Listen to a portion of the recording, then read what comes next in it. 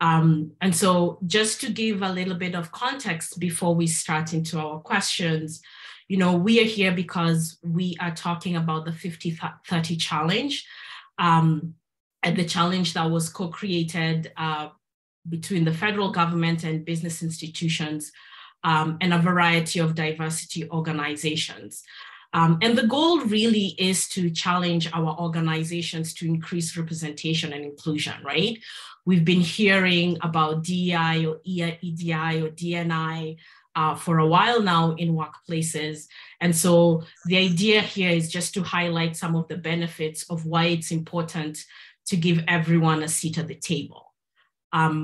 And so within the 50-30 challenge, the 50 aspect of the challenge is really talking about gender parity and non-binary people and ensuring that we can commit to 50% of that population on boards and on senior management. And in terms of significant representation, looking at 30% of increase or 30% representation in senior management for the equity deserving groups that Kendall has mentioned. So we're talking about racialized individuals, Black, people of color, people living with disabilities, whether those are invisible or episodic. We're talking about 2S LGBTQ plus individuals, people who are gender and sexually diverse. And we're also talking about Indigenous people. So the idea about the program is to recognize that as we are building institutions, businesses, and organizations, we really need to hone in on representation. And I do want to say this, and I know that our panelists will say this, I say, this is just one aspect of ways in which we can really work to make our workplaces inclusive. I think that when it comes to inclusion and belonging in the workplace, you really need to have a toolbox that expands beyond just measurements within the 50-30 challenge. And so what's great about this 50-30 challenge is that it focuses on 3 streams, right? We're looking at what are large corporations doing. We're looking at small, medium enterprises. What are they doing? We're also looking at our post-secondary education institutions. We're looking at nonprofits, and we're looking at charities. So this is really a scope that covers a lot of organizations and businesses. And as Kendall mentioned, IGAL is one of the ecosystem partners. And as part of being an ecosystem partner, IGAL has brought us together with Black Talent Initiative and with an amazing array of speakers today that are going to focus on the 6 themes that we have talked about that has been mentioned by Kendall. So just to reiterate the themes, they are inclusive culture, fair management, career development, workplace flexibility, workplace safety, recruiting and hiring. And so in a panel of Black leaders, of Black women leaders, we really want to dive into the perspectives on how these 6 themes touch on the 50-30 challenge. And so with me are an amazing array of individuals who I'd like to introduce to you right now. So I have introduced myself, but I'd like to introduce the rest of the panelists. So we have Shirley Lehman, who is the founder and CEO of Black Women, Black Canadian Women in Action, an organization that is based out of Edmonton, Alberta. We also have Tara Paul. Tara Paul is the project manager for Black Women, Girls, and Gender Diversity People Initiatives, which is also an organization that works to support Black women, girls, and gender people and gender diverse people within the context of Canada. And finally, we have with us Coach Kerry, who is a 3-time certified life coach, speaker, and EDI consultant. Welcome, and let's get started. So I have some questions for our panelists. And so the first question, which I will start with, is what are some of the commitments that Canadian small, medium-sized enterprises are making to their Black employees? What kind of accountability measures are being set in place in these workplaces? And to start us off in this question, Jean, I will go to you. And then Tara, if you have any contributing thoughts, maybe you can jump in as well. Okay, thank you. Thank you for having me in this discussion. So I can say that what we see a lot talk about gender parity. Then what we say, you know, commitment, people take commitment about gender parity. We talk a lot about inclusion of minority. But when you talked about that, then we can ask to ourselves, so what, you know, the commitment is there, but concretely, is that translated in what we see? Definitively no. I think it's a lot of, you know, people we talked about, yes, we need parity, we need, but then when come to the workplace, you don't usually see those same, some challenge organization people from the minority, like Black women had, we still listening to the same thing today. They're still talking about that today, that what they face is that, you know, yes, we have some organizations, some company that we talk to you about, oh, we are diverse we like diversity, inclusion, but when come to sitting concretely, you won't see that translated like in a high position. You see that just in, you know, the diversity will be in some position, anti-position, sometimes intermediary position. And so this is what I can say. I see no accountability, that what I was saying, I don't see it, we don't see it concretely right now. Yeah, and you do raise a valid point in terms of the fact that within these organizations, we say that we want to be diverse. And I think that the definition of diversity doesn't always necessarily reflect representation. Tara, what are your thoughts on this? Yes, I do agree. I think there has been some commitments the last few years, maybe since the killing of George Floyd. I've seen a lot of organization and enterprises committing to anti-racism or anti-Black racism more specifically. But I do see some shortcomings in terms of they make public commitments to do the work, for example, but when it comes to within the organization or the activities that they do themselves, it doesn't really match with what they say. So I do see a lot of commitments in terms of action and accountability. I'm still trying to see like some positive action related to that. I don't know if Coach adds some, because you work in and I think Coach is an EDI consultant, and you're probably in a room with a lot of senior executives who are saying, how do we tackle this? What do we do? What do you see? What are you hearing? And what are some of the accountability measures you see in place or you think should be in place when it comes to small, medium enterprises? For sure. I very much agree with what everyone's been saying thus far. But I also see a lot of organizations, on the other hand, really trying to do a lot of the work. And I think it's obviously not at the pace that I think I'd like to see. And I, wish that this is something we could have started sooner. But I am seeing some shifts in three ways in a lot of organizations. Number one being shifting the representation. For a lot of organizations, much like fellow panelists had said, didn't have a lot of representation in senior roles. So I've seen a few organizations really put a focus on ensuring that if we are hiring someone in this senior role, they have to be from the Black community. I've seen, and the second thing I've seen is shifts in recruitment practices. And then the third thing I've seen is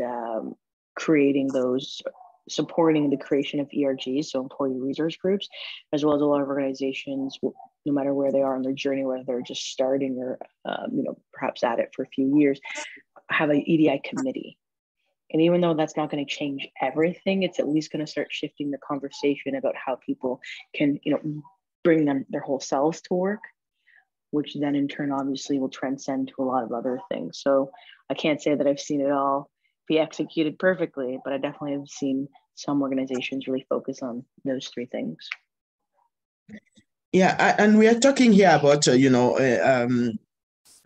talked about gender parity and inclusion of minority, but I can even go over what I see, like people talk a lot about this in 50-30 challenge.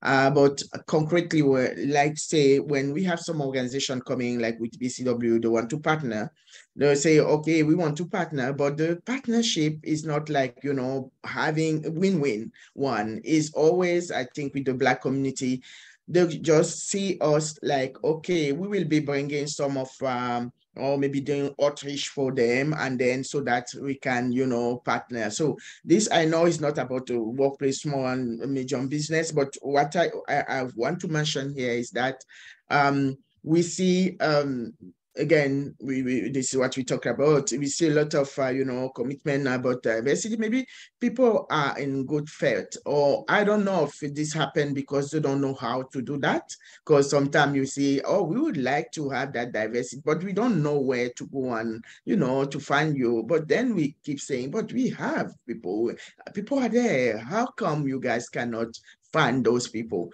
So I don't know. Yeah, this is what I don't know how to if we talk in terms of commitment and then accountability, measure how we can measure it. I don't really know how, but what we see all the time is that this diversity, maybe we could have diversity, but inclusion, we still have a lot to do. Yeah, you both mentioned some very important initiatives that I think organizations are trying to do, especially when it comes to recruitment, hiring.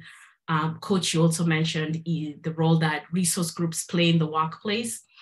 And so this kind of segues into our next question, because measure of success when it comes to inclusion and diversity really does vary. But from your thoughts, and from your opinions, what are some of the successful initiatives that you can actually name that you think are worth talking about in terms of incorporating DEI into the workplace? What are we seeing that is successful that the people who are listening to us today and are watching this can take some notes and go back and add those to their toolkits? Because I think that, yes, we're trying to move this thing that we're calling a needle. We are seeing so many obstacles. People are in different parts in their journeys of understanding what needs to be done. Joe, you mentioned how partnerships with Black organizations sometimes is very superficial and tokenistic and performative. So what are some successful initiatives we think needs to be implemented so that we can start to see success in some work areas? Coach, do you want to go first? Sure. Yeah, I think, something that I think would be accessible for any organization to implement pretty readily is training. As you mentioned, everyone is at a different learning journey. So there might be people, from diverse communities who in a lot of ways understand it based off their lived experience. And there might be people who, don't understand it at all and haven't even unpacked their privilege. We need to get everyone at least, if not the same page, at least we can be in the same book. So training gives everyone more information about what we're talking about, and then ideally some tools about how to do differently, whether that's, anti-Black racism, unconscious bias, microaggression, language, the white gaze. There's so many things. And if we bring everyone to the same page, I think that can open up the door for so much more learning, growing, and evolving. And the key thing I'll say here as well is that the training can't just be for everyone other than leadership. If anything, the leadership is what needs it the most, because it's going to transcend from them to their team members and how they lead. Mm-hmm. I completely agree. I can say training, but as you said, Coach, not just, having a training like that and then say, okay, we had this, no, we really want to understand in those workplace that we understand this, we know who are these people. We understand also when we're working with them. So I can even also add that on top of that training, we have also to have this, minority and all that, including like the committee. Sometimes you see in the workplace, they have some committee. I worked before even for the federal government, and you see that we have some committee like anti-racist committee, and you find that you no Black person in that committee, maybe in the top of the committee. So this is very important to understand. When you know people, then you can know how to serve them. You can know how to work with them. But when you don't know them, then it's very difficult to say that you can include. Yes, again, I agree with training. I also can add in the workplace, like when we see me, since I work with women, Black women, and this is a community, we work here, so we have a BCW, we have an office in Edmonton, in Calgary and Regina. What we have in common with these women is that they are very young. They are young women, have children who are young. So sometimes they are newcomers, some of them, or a lot of them. We don't have things like child care that they can have. Some workplace can experiment this type of thing in order to make sure that, they can include this women. So, this is what I can bring in this one. Yeah, and you mentioned an important point there, Jean. It's workplace flexibility is going to be key to supporting and encouraging Black women to be in the workplace, feel included, and actually contribute. And I think that one of the things I think that COVID did teach us is the flexibilities that the workplace has provided from working from home. But not all professions have the ability to do that. So what are we doing in our workplaces to make sure that people feel included, this flexibility and the culture that is being created really does support the demographic of the Black women who are typically left behind when it comes to inclusivity in the Black workplace. Tara, do you have some thoughts on some successful DEI initiatives that you'd like to jump in and add? Absolutely. I love everything that everyone said. I would like to add that in terms of doing EDI work in your organization, I think it does absolutely need an axe on anti-racism and anti-oppression, because sometimes DI work is just this big word, diversity is just a diverse crew, a diverse group of people, but there needs to be a work that is anti-racist and anti-oppressive, because we really want to get the root to systemic barriers, systems of oppression that surrounds our world, but also the workplace. Like even the culture in our work is indicative of colonization. So it's embedded in the work culture. So having really an axe of anti-racism and anti-oppression and the EDI will really, you'll really see the benefit. And I would also add to, in terms of the flexibility and Black women, I do think that some successes that I've found is a flexible hiring process and a flexibility on the competences of folks who apply for. So not just, don't need like a master's or a PhD, but have more flexibility on accepting different work experiences that are unorthodox, because a lot of marginalized folks don't necessarily have, can access to certain like education, for example, but they do have work experiences that is valuable. So I do think the hiring process also has to be, I think part of the hiring process is also important. I would also like to add in terms of, I think organization needs to slow down, and also in terms of thinking about being educated, just training, for example, as Coach said, but more in terms of introspection, education, because I work in a gender-based violence nonprofit organization, which is very politicized, and we partner with different marginalized groups. So I do think it's important to slow down and really think about what are the values of the organization and do they really represent what it is. In terms of marginalized folks, I think having an objective of universal accessibility, there are grants, easy grants to apply to get just the workspace, make it more accessible for folks, for queer folks, pronouns and gender identity, just to accept people as they are, and just to be aware that it might change. Someone's pronoun might change, so just be accepted of this in the workplace.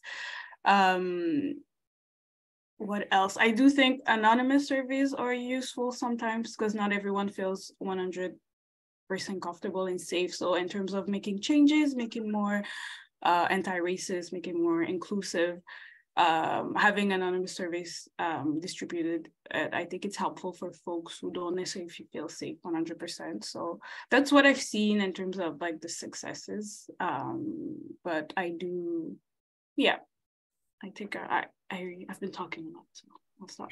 You've provided us with a lot more, I think, information and context. And I just saw there the panelists are nodding as you were saying certain things. So there's some things that you mentioned that I really want to explore, and maybe Coach and Gerald, you can jump in. When it comes to hiring and recruitment, I think that is so big, and especially with the Black community. You see a job posted, you think I could qualify, you read through the description, you read through the qualifications. Sometimes there's a salary range, sometimes there's none. What are some of the things that we are seeing as success stories when it comes to recruitment and hiring that we think should be implemented across the board, whatever the kind of business model you have, whatever industry you're from? What are some of the things that we really need to hone in on to see the success of hiring and recruitment when it comes to especially Black professionals in the workplace? Coach, do you want to start us off? Such a great question. And I think one of the panelists had mentioned it earlier, but a lot of organizations historically saying, well, they didn't apply, or we can't find people from Black communities and diverse communities, so we just kept doing what we were doing. That's not going to work anymore. We have to do better. And the only way to do better is to put it into our policies and practices and procedures. So when I work with a lot of organizations, I focus on recruitment a lot and implementing things that'll support diverse communities. For example, prior to a hiring manager seeing the potential candidates, I want you to now make it a rule or a policy that 25% of those people must be from diverse communities. So that way, by the time it even gets to the hiring manager, that there's at least 2 to 3 to 5 people from diverse communities. Is that going to put more work on the team? Yes. But is it important and impactful work? And I've seen the organizations who have implemented that are the same ones who've been able to hire the VPs and directors from diverse communities, because they did the extra work. So for me, that's one of the key things I think are important when we're talking about recruitment.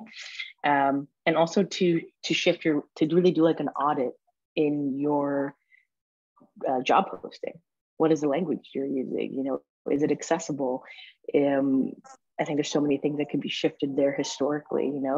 Even inclusive language, even if you don't have all of the skills, please apply, because for now we're starting to see that transferable skills are important. Statistics have said that emotional intelligence, EQ, is now more important than IQ. So those would be two of the points that I think are really important and that I've seen work well.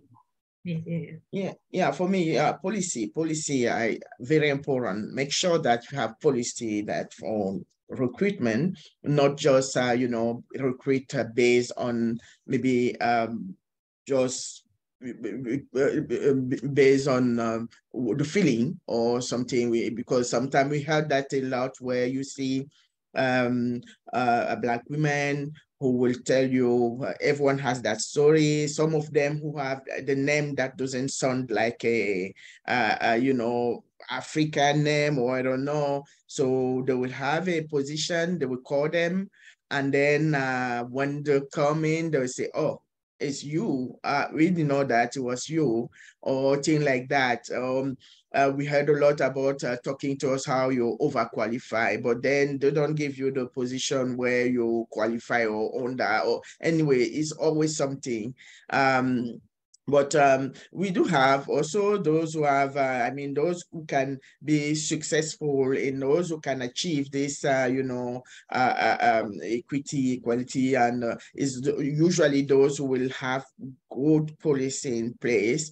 When we have like recruitment, make sure that in your team, you have this balance where you have also people coming from diverse community who are part of that.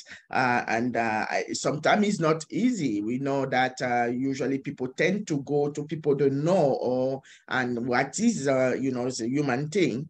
But at the same time, you have to, as a recruiter, or you have to understand as a company, you have also to understand, go beyond and understand that when you have diversity, this has been shown, everywhere, that this is where you will have a team, a good team that will be dynamic and successful. Yeah. Yeah. So we've talked about a little bit about recruitment and hiring, but what about those people who are already in that workplace who want to move promotion? Up? Yeah. Promotion, yeah, to look of course. for the next step, right? So, yes.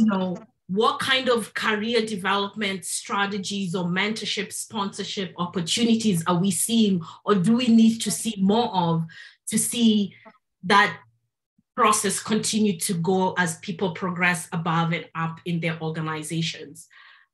Maybe Tara, do you want to start off? Yeah, what I can add is, for sure, I think within your organization, you have to really empower them and give them the opportunities that they would like to have to excel in their work. So giving them the opportunity to be able to have those positions, but also those positions have to be meaningful in terms of just not giving them just a higher position, but that they do have the space to be themselves, do the work, and just not be valued just by their identity, but what they have to offer. So that's what I would say. Yeah, sure, go ahead. Yeah, no, I was just talking about promotion. I remember that we had with another organization that, we had this project, Promote Her, they call it Promote Her. So try to see how we can have our women promoted in organization. What is very difficult, because how can you come and say to a ED or CEO, or I don't know, that, okay, how many people you have in your organization, and you have these Black women who are not promoted. So how can you do that? I think this has, again, what we first said has to be taken in consideration is first of all, people have to know the value. Coach talked about training and all that. All that is linked. So the value, it is a value added in my company to see like a Black woman promoted. And you have to understand that also everyone want a better life, want to be promoted, so when you have an organization where you have people that seem to not be satisfied because they don't see themselves promoted, and they are just, sometimes they will train people who will be promoted, and they will say, so you cannot have an employee who will be satisfied, who will be, and willing to work and to offer their 100%. But the good thing, I think, where we can see some of we can say a positive attitude is really see these women, organization that will see women as my colleague here just say, promote them based on what they can bring. Don't just say, okay, since we want to have this diversity, so we're going to promote those we think that, they are always okay, they see that a certain way. No, we will really promote those we think they can do the job. And yeah, this is what I can, say. Yeah. Coach, your thoughts on this? Many thoughts. The tricky thing for me about promotion is that it also goes hand in hand with retention.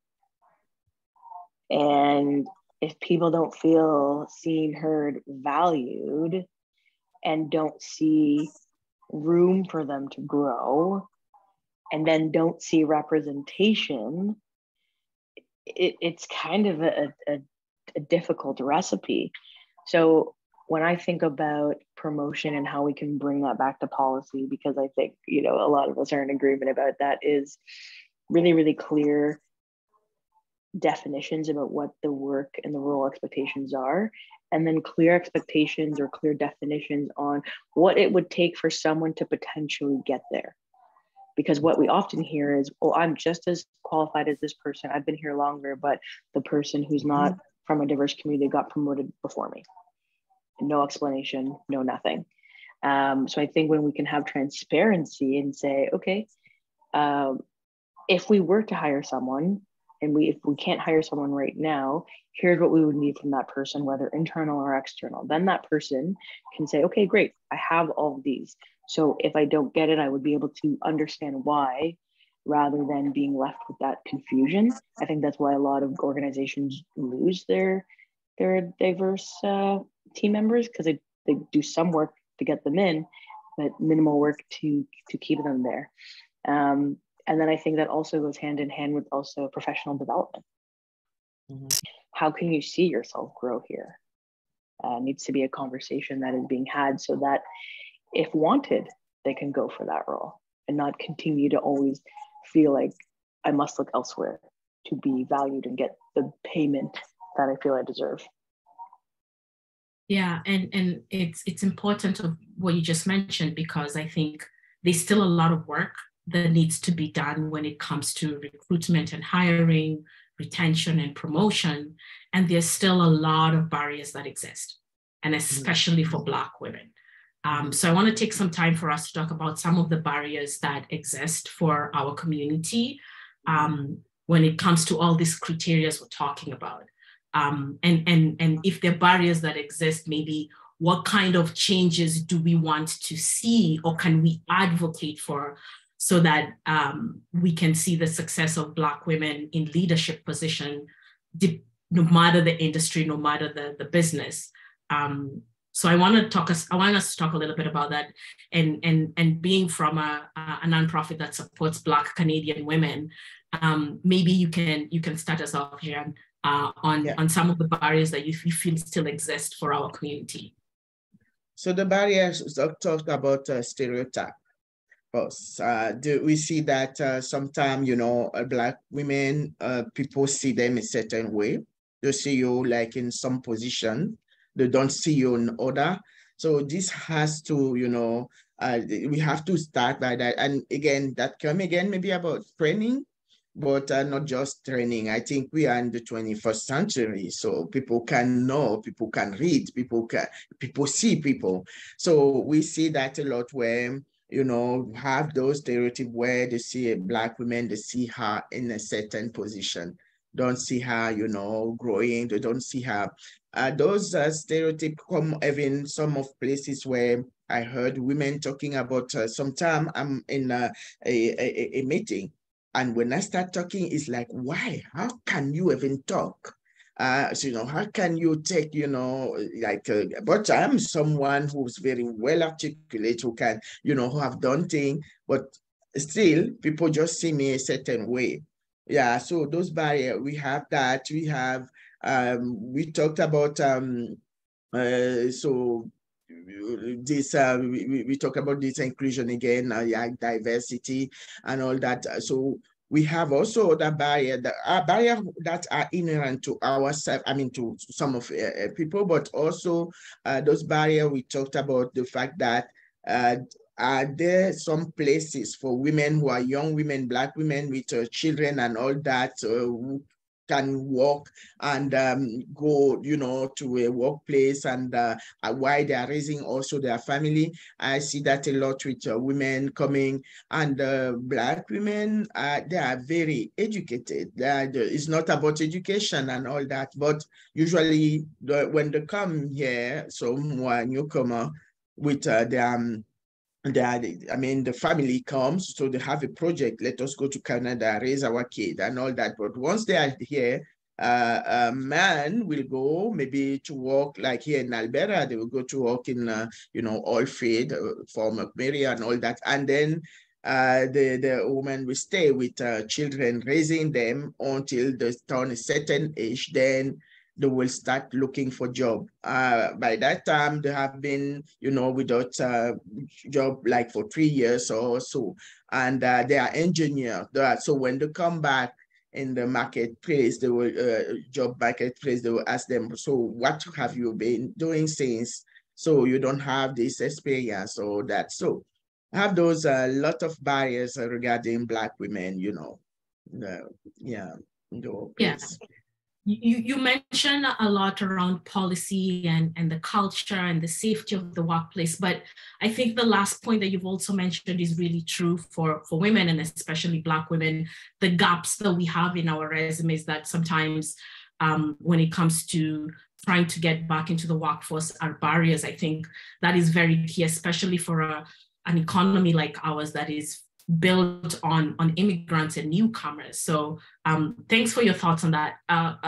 Coach, do you want to jump in? Sure, yeah. You mean specifically on the gaps in the resumes, or? Mostly just gaps resumes, but also the barriers that exist that we still have to overcome. Yeah. So many great topics we could talk about. So we could be here all day. I think her points on the gap in the resume are hold very true, and I think that has just always been something hiring managers would see as a negative. Whereas I think if we were to shift it, it should be seen as a positive, because that means that person is taking care of a family, living life, learning transferable skills. And then in terms of barriers, I think that comes down to a lot of unconscious bias and systemic racism. I don't think that every single hiring manager is a bad person or a racist on purpose, but do I think that they are benefiting from a system that has been built to not support diverse communities? Yes. And it's important for them to be able to do the work to unpack their unconscious bias. And so that's why I always bring it back to training, because I agree, yes, there's definitely Google and things like that, but if that person is not sitting at home and actively doing that on their own, it's up to the organization's job to bring in that training so that it's mandatory. A lot of organizations I've worked with have now implemented into people's performance priorities. You want your bonus? I want to see how you've been inclusive. I want to see how you've embedded EDI into your work. And I think there's a big connection between perception and being able to show up as your full self, just to work your authentic self. And I don't know the exact way to dismantle that, but I think it's something that needs to be worked on. But for me, that always comes down to unconscious bias as a good place to start. Yeah. And I think we can all nod our heads and agree that it is a challenge as a Black woman to show up as your authentic self once you step out of your household. And you can imagine walking into a workplace or a boardroom or a place where you still feel like you cannot show up as your authentic self. Mm-hmm. And I think a lot of it has to do with the culture that is in the workplace. A lot of it has to do with the policies, how people feel safe in the workplace.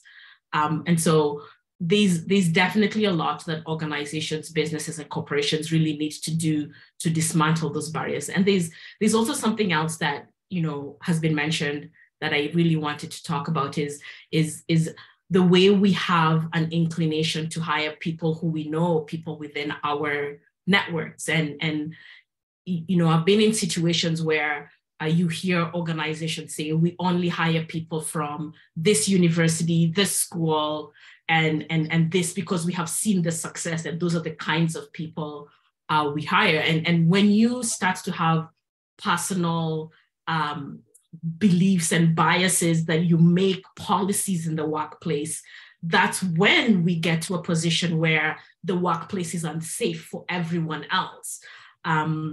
And so I think there's a lot of disruption and disturbance that we as Black women still have to create in the workplace, and recognize that. I think, Coach, it's you who mentioned that some of these institutions were built on the wrong foundations, and that's what has sustained them. So again, we have to decolonize that and break that down. And so there are a lot of barriers, and I think that we need a lot of allies in the workplace to help us, to support us, and try and figure out some of the ways in which we can overcome these barriers. Tara, do you have any other additional thoughts on some barriers that still persist from your perspective and the work that you do to support women? Yes, a lot of things were said, which I absolutely agree. I think in terms of the barriers for Black women in leadership or in workplaces, I absolutely agree. I think the internalized, the stereotypes and biases that folks have an impact on how they receive a Black woman. So they might have some preconceived notions, and the way a Black woman express themselves or make decisions, it might trigger something in terms of having like biases and stuff. So I do think that stereotypes are like a barrier for Black women. I would like to add as well the non-flexibility in terms of the work hours and stuff, especially if someone is marginalized or have other priorities. For example, I do think that work that is not flexible is a gap for Black women in general. There's also an aspect that hasn't been raised that I would love to add to is I see a lot of organization, they're excited, they want to do their work, and they hire Black women. And usually it's in time of urgency or pressure. So they hire them, they are very excited. They think that they're going to save the world, quote unquote. And then the work is too much expectations. And what happens with a lot of Black women is the consequences are very negative. The people who hire you don't really welcome that. And they were hired with unrealistic expectations. So I do see that a lot that happens with Black women and higher positions, that they get hired, everyone's excited, but then quickly there's a shift and the work becomes unsafe, especially when they're trying to advocate for themselves. Mm-hmm. So I do see that. So the fact of just getting the job is hard, but once you get it, especially in a position of power, the expectations, unrealistic expectations they have for you can be harmful as well. So yeah, because I think, and what you say is really what we hear. They will hire a Black woman to work for two position or three, because sometimes when maybe she's not longer in that job, you will see that they will be hiring like two people to do her job she was doing alone. So we have that also, and what we see like with and this is a very concerning with Black young adult. We see that like you see them in university, they're doing their master degree or even bachelor degree to finish. But when they finish, what type of job they have? They'll go and start working in a retail store and all that, just because they cannot find the job. And because when they were even studying, why they have their other people from other community who will have maybe job in the field or what to go in. These young adult women don't have that possibility, don't have the network. So when they finish, usually you see them going to work. I'm not saying that retail store is not a job, but I mean, when you go to do your bachelor or master degree, I think you are looking to have a position that fit in what you're doing, right? But you see them sometimes, they have had all those education, but not experience, just because they didn't have a chance to have that experience. And so this is just a cycle. And we cannot hire you because you don't have this, and then you don't have that because we didn't give you this. And so it's a reflection we have to, I think, to keep this dialogue. For me, it's just starting. I think it is something that has to be more deeper. We have to really have a dialogue on that. The coach talked about systemic racism. Yes, it is there. It's real. Some people say, no, it is there. all what we are talking about is even a little bit about that, because the systemic racism is that people sometimes they don't even realize, they don't know that what they are doing is that. So we have to take in consideration what this woman can offer. If they can offer, we don't want also to be there like, we are doing this affirmative action in the US or no. We really want to work. These women, when we hear them, they want to be taken in this job because they deserve it. They usually say, oh, I don't have the job I deserve. So that means they think they can do that job, and they think they have everything that can make them be successful. But no, there's those barriers that prevent them to go there. So this is what we want. I think when the society will understand that we have this Black woman and we want her, she's doing her job like any other, not have high expectation on her than you can have for someone else, then a lot of things will change. Yeah. Coach, do you want to jump in? You're really nodding and getting into it. Oh, no, I was just agreeing with everything everyone was sharing. Great point. Okay. I think there's something that you mentioned that I don't want to let slide is that the systemic barriers that exist for Black women just do not start in the workplace. They start way beyond that. We see that, as you've mentioned, like, people are pursuing their degrees and their diplomas, but are not getting the industry experience they need throughout that journey, so that when they finish their education, they are not being seen in the same level as their peers. So I also just wanted to make sure that, as we are talking about the workplace and the challenges that we face in the workplace, that this goes beyond the workplace.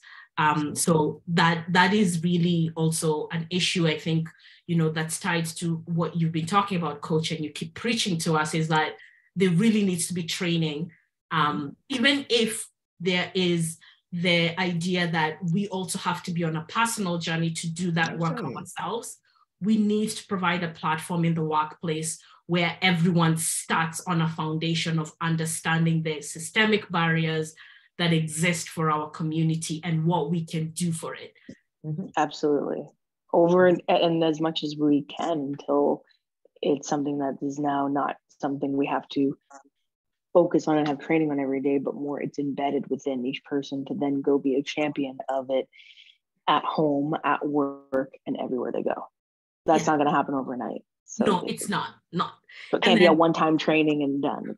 No. Right. And the other thing too that Tara mentioned that I also wanted to amplify is that we get excited and we hire that Black woman and we plaster it with a media release and a social media post, and we're excited, but there's no supports put in place to support this person in terms of retaining them and expanding them. And one of the things that I always talk about from a Black talent perspective is that it is great to see that organizations jumped into crisis and hired people on DEI and had DEI strategies, but which executives and senior leaderships were sponsoring that? What kind of resources and money was allocated to that department? So now then we saw that wave of people who are quickly hired into DEI spaces. We started to see those people leave those positions. And there's a lot of data that says within a year, a lot of people left those positions. And it's an extension of what Tara was saying, that you find that Black women in the workplace are not being supported to be successful. And so they still need for this work. And that's what I want to segue and talk about, is that, as people are listening to what we are saying, what are some of the things that still need to change? Why is this work important? And why do we need to continue to have these conversations so that we start to create those conversations in our workplace? Jean, do you want to go first? Yeah, I think we have to ask ourselves which society we want. Yeah, in Canada, which society? It's very flattering to see that, oh, I'm there and then people are behind. But then what that would bring to the community, to the society? I usually say, we saw the COVID, when COVID hit, everyone in certain time, we all were just, when we have all those restrictions, Yeah, you could have your Lamborghini or whatever. You are in your house and you cannot go out. I was thinking that maybe that can bring some reflection. People will think about, the society would like to have here in Canada that will be inclusive. But human being what we are, I think we just forget that and then we start doing the same thing we're doing. So having people behind like these women is even also how the society has to think that we have to understand that it's not like doing them a favor. It's really because we want this country to be dynamic, to be, we have this wealth and all that. That's why I see here with women, we did like a need assessment where we were asking to women who wanted to have a place to meet and then to talk about their challenges and also solutions. So we asked them a more question we were asking. We asked them if they were satisfied with their job. 90% say no. Then we asked them what they wanted to do. We had like 70% say, oh, that to do like business, scale up their business and all that. So I think people have to understand as human beings, no human being can accept that to be just behind. And especially when they're like, we know that Canada has, selective immigration. People are coming here, women included, and Black women, they are very well qualified, they are very well educated. So they cannot accept to be just, leave behind because of the color of their skin. So that's why I think a lot of things have to be done. This is just a beginning. I think that a dialogue we have really to have a dialogue, not just for the workplace, but like in the society, and ask to ourselves here in Canada, which type of society we want. Yeah, that's amazing. Tara, do you have thoughts on why this work is important? And especially from the perspective where you support women who've gone through really traumatic experiences. Yeah, I think this work is important because we need to dismantle systemic barriers, systemic racism, and it comes as a culture, as a society in general, but it does start in the workplace because we spend most of our lives at work, a big part of our lives at work, and it does influence your mental health. So I think the work is important because people need to be heard and cared for it and their work as well. So I think, and I also think that the work itself will blossom into something great, because when you have a diverse, inclusive work, like coworkers, where we work on different projects, there are different ideas that comes out. So just hiring from the same university, hiring from the same program, the work will be stagnant and the same. So I think that hiring folks are diverse, inclusive, and do the work behind it that is anti-oppressive, anti-racist is just key. And I agree with what Jeanne said in terms of Canada, and we don't discuss a lot about the racism in Canada that perpetuates in Canada. So I do think that it's important to do this work to dismantle that, and it will benefit everyone in the long term. Yeah, for sure. Coach, do you have some sentiments? Of course you do, but yeah, go ahead. No, you kind of took the words right out of my mouth. So that was perfect. Yeah. So I think for me, what has come to my mind as we were talking is we really need to disrupt the culture that we have created in the workplace, and disturb the way in which we do things. And I think that when I say those two words, disturb and disrupt, the effort and the work that needs to be done shouldn't just fall on the Black women in the workplace. I think that there's a role of everyone in the workplace trying to disrupt the status quo, trying to disrupt the culture, because the work that needs to be done in the community to support the community can't just fall on the community to do it. Tara, but you have some thoughts. Go ahead. Mm-hmm. Yeah, I just thought of a quick resource that I go back to very often. It's a created by COCO. It's an organization in Montreal where they support different organizations. And the document is called, it might be a bit scary for some folks, White Supremacy, Culture, and Organizations. So we're not talking about alt-right and things like that, but just has slavery and the history of slavery and colonization in Canada has created a culture in general that might be anti-racist or anti-oppressive. So there is a culture in our workplaces that we are not aware of. It's just part of our world. So this document helps to dismantle like perfectionism is part of it. And there are different key aspects that they tackle in this document. And that helps folks to like really slow down and really be introspective. So if anyone wants to find the resource, it's called COCO, and they're located. It's called COCO? Yeah, COCO.net.org. And the document is called White Supremacy, Culture, and Organization. So they go to 5 things are embedded in our culture, everyone, not just white folks, and it helps you dismantle it. So do it, and to do it like with coworkers and folks in higher positions is a great tool. So what we are saying again, I think we need change. So change is already needed because we cannot continue this way. As I think Tara mentioned it. The thing is not just being satisfied with your job in the workplace. It's also mental health and health in general. So we see a lot of our women, Black women, and we noticed that even during the COVID and even after, we see that a lot of our going through a lot. Just because you cannot stay in a workplace where you're not satisfied, where they always look down on you, where you don't have any promotion, and then be healthy and that's why I was asking again, which type of society we need, because like immediately you can say, okay, that's I don't care. So the person doesn't feel well and then she quit and then that's fine, but this person will be sick. And this is the society that will be supporting that person too.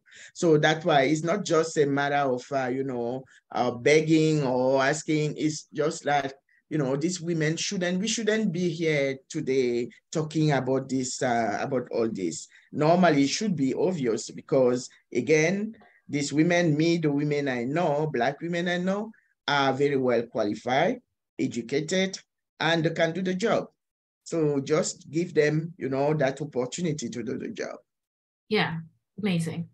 I'm hoping we can have some time to do some questions. I think people have been putting some questions in the question and answer box. And so I want to start with the first one. This is from Tahira. Tahira asks, I hear conflicting thoughts on ERGs at companies, potentially tapping into a lot of free emotional labor or banning out staff that are keen to make a difference. How can we design ERGs at our institutions that are both effective in creating spaces for employees while balancing the effort required to maintain them? Coach, I think you want to go first and answer this one? Sure. Sorry. I was reading the questions as you were saying. Which question did you read first? The first one on ERGs, the fact that it is emotional labor and people are burning out. So how can we balance the fact that we want to have ERGs in our workplaces and still make sure that we're supporting our employees in this journey? Sure, it's a great question. It's a bit of a tricky one because obviously what works for everyone is different. But I do agree that is still work. It is still emotionally taxing, potentially draining.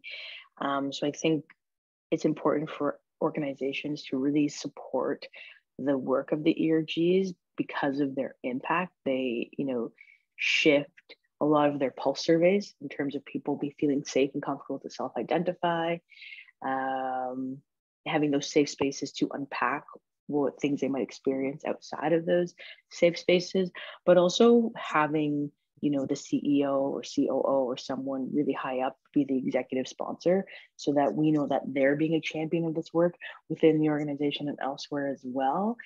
And I think that there's something to say about supporting the ERGs with budgets so that they can plan their own trainings and things of that nature, and really considering reflecting that in their compensation bonus as well. Because if you're spending 25% extra time on top of your regular job doing ERG work, that's draining. Yeah. With no extra compensation. Yes. So it's either extra compensation or, okay, if you're now doing 25% of this work for the ERGs, I'm going to add that into your performance priorities and we can take off 25% of your work. Yeah. It has to be able to balance out, or else obviously everyone is not going to want to start an ERG because it's just going to be the same age-old story of, you know, the people of color being the first to fight for our rights and everyone else's. Yeah, for sure. You mentioned a really important point, because a lot of people who are pulling away from their ERGs just don't have the time. They say, I'm doing this in addition to the 8-10 hours a day I have to work. And I don't think that that's a fair way of running the ERGs, and the compensation piece is really key. Agreed. And I think one last thing I'll say too is, like, that's why I think having an EDI committee is really important as well, or something else, because ERGs aren't just to do work. Mm-hmm. Like, ERGs could live and be totally successful without having to do any work. It's really a safe space for people from those communities to be able to talk, support each other, and have that space to have those tough conversations. ERGs aren't necessarily there to support the organization and the work. They just happen to. And I think a lot of organizations get that confused. Okay. Any other thoughts from the rest of the panelists? Okay, which what? On the employee resource groups being emotional labor for those who are doing that work there. Like, what's the balance that can be provided in that space? I think we have already talked about the balance, space of work, balance, work-life balance, all those things have to be taken in consideration, because, I know Tara talked about the fact that we pass, and everyone knows that a lot of our time is more in the workplace. So it has to be safe. We have to be a workplace where we feel, welcome, where everything, we are not saying that 100% everything will be fine, but at least something that you can support. But when it comes in a workplace where you see also injustice, where you see that you're not, they don't value you and all that. So of course you have, this is what brought usually a breakdown and all that. Yeah. Yeah. Thank you. I would love to answer, but I'm not sure what an ERG is. I am Francophone, so sometimes in a lot of workplaces, ERG stands for Employee Resource Group. Sometimes they are employee support groups. They are usually a product of wanting to support the diverse workforce. And so you'll find there'll be a group that supports Black employees, that supports employees from different backgrounds or different gender orientations, or women employees. And so sometimes it is led by just employees, and they have space to talk about some of the issues. They may plan events. So a lot of large corporations have employee resource groups or employee resource groups. So what ends up happening in a lot of those spaces is that it is time in addition to the work that you do every day. And it's a lot of emotional labor. So the question is asking, how do you have a resource group, but make sure that you can balance that people are not burnt out, or there's not a lot of emotional labor? Yeah, so I think what Coach mentioned was great, was key to have an EDI there so that the work doesn't fall on their shoulders. And just be aware of this group if they feel burnt out, to give them the time off. So really maybe have some flexibility. I'm not aware of those groups. I haven't heard that much in Montreal, but if I could give an answer, is just just to be more aware and attentive to their needs, especially if they're doing more work, so to give them that space to tune out, because it's like additional work from what I see, the work itself, and then doing the work within your community. So being gracious and giving that time off to the group is key. Yeah, I think it's just an addition. I think addition in art, because let's say if you are in a work where you're not promoted, where you feel like, welcome and all that, you can have all those groups, nothing will happen. It's just an addition to, yeah, it's what is good to make this be award, women be aware of those type of, to tools, I can say. But it's very important is more profound. What you're talking about is really make sure that this diversity, inclusion, equity is reflected in the workplace. Yeah. Okay. There's also another comment in the chat that is pertaining to something that I think, Tara, you may have mentioned. And it's doing DEI work without that anti-oppressive framework. And you gave the example of when a Black woman is hired to represent diversity in the workplace, it may be a tokenistic representation. So talk a little bit about like how to unpack that so that people are aware that they may be doing more harm in engaging in that kind of a path where you're doing DI work, or you want to do DI work, but you're not basing it on an anti-oppressive framework. And what does that actually mean? Yeah, I could answer some part of it, but I feel like Coach would be perfect to answer as well. Wait, can you repeat the question again? So we want to do DI work. We're excited about doing DI work, but we're not using an anti-oppressive framework. So the base of how we're doing the work is not necessarily successful. And I gave the example of, we get excited, we hire this Black woman as the leader, and we don't provide the proper resources. I think just trying to unpack how that could look like in a better framework, using anti-oppressive as the tool to guide you in experiences like that. Yeah, I think what is key before getting excited and saying, oh, we're going to hire that Black person or this queer person, is to look at do trainings first. I think that's key, as Coach said. And there was another thing. So do training.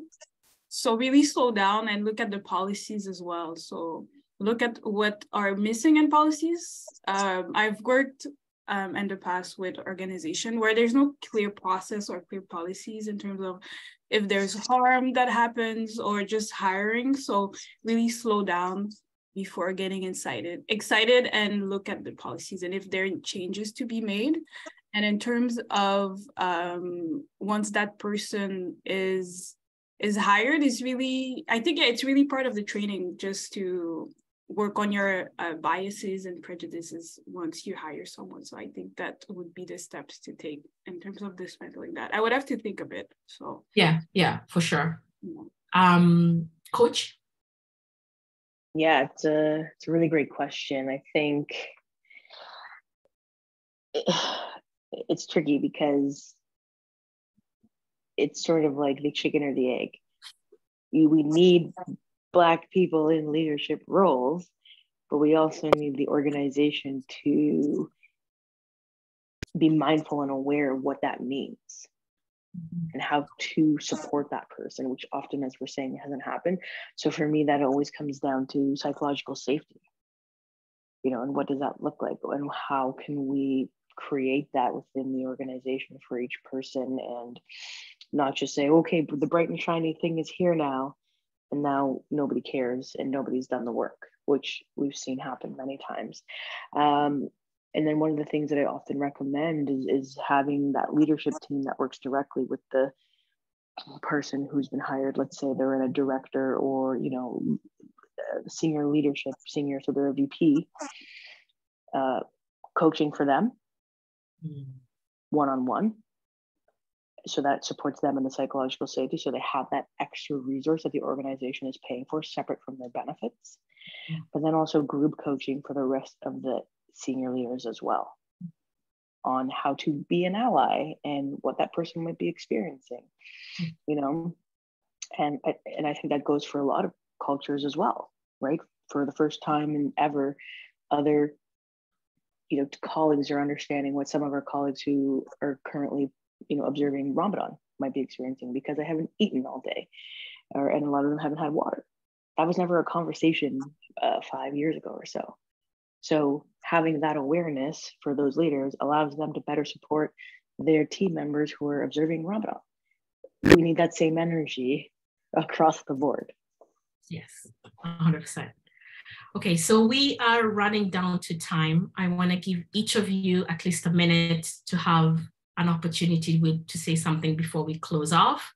I know that all of you do amazing work in the community and are supporting a lot of individuals, but I really want to give you an opportunity just to say, you know, this is part of a 50-30 challenge, and a lot of the work that you folks are doing individually is leading towards that. What are some of the things you want to share before we do some closing off here? Jean, do you want to go first? So what thing we want to share regarding this conversation that we've had? This conversation today. So I think not something I didn't say before, just again, ask to ourselves what we want to do, what we want, which society we want to have. Do we want to have these women behind and be happy that, oh, you know, those are behind and you are just in front? We keep having that, then no one will be happy. And a lot of things will happen in for, you know, this country we all love. So it's very important that we start, you know, this dialogue not only continue, but even be reinforced, because I think there is a lot of going there.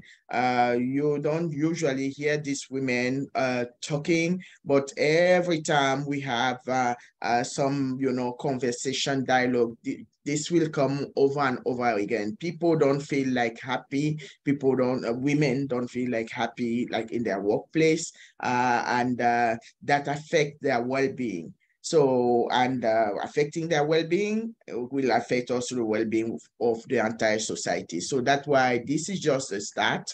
And I think the 50-30 challenge, we're going to really continue it and have a real dialogue about having these women, these Black women in a workplace where and in position they deserve.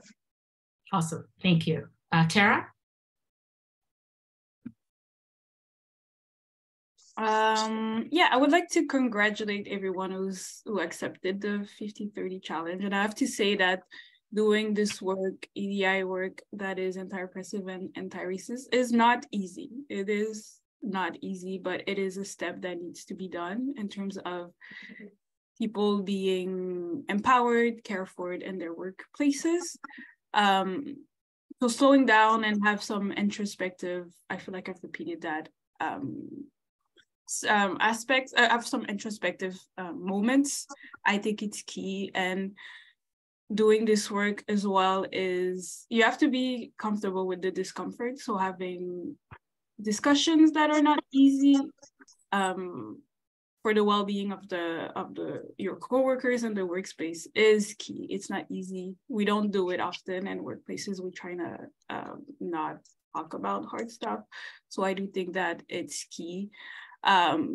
And also the actions or commitments that you do for marginalized folks has to reflect inside and out the workplace. So if you commit to support queer folks or Black folks, you have to have clear actions. And also the queer or Black folks within the organization have also, it has to match, the energy has to match.